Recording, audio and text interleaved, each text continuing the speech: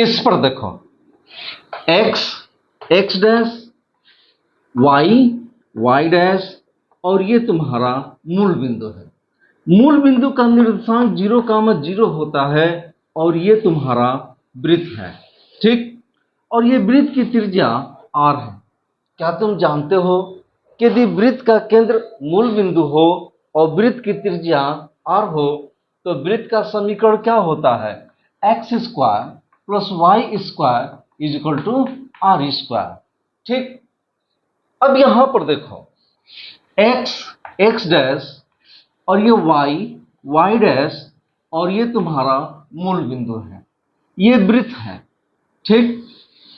यदि वृत्त का समीकरण x square plus y square is equal to r square हो तो क्या तुम बता सकते हो मूल बिंदु का निर्देशांक क्या होगा?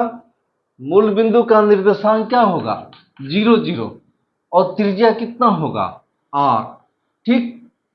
तो यदि वृत्त का समीकरण x square plus y square is equal to r square हो दिया गया हो तो वृत्त का केंद्र का निर्देशांक मूल बिंदु होता है, यानी 0, 0 होता है और वृत्त की त्रिज्या r होता है।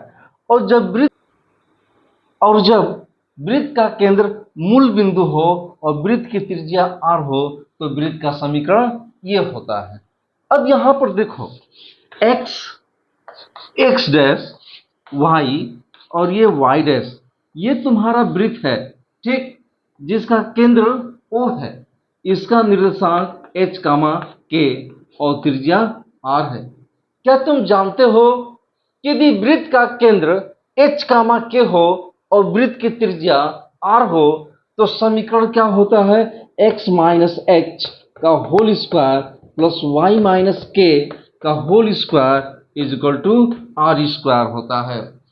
जब इसी को हल करते हैं तो वृत्त का एक व्यापक समीकरण आता है x square plus y square plus 2gx plus 2fy plus c is equal to 0। और जब वृत्त इस फॉर्म में हो तो सेंटर होता है माइनस g, माइनस f और रेडियस होता है under root g square plus f square minus c।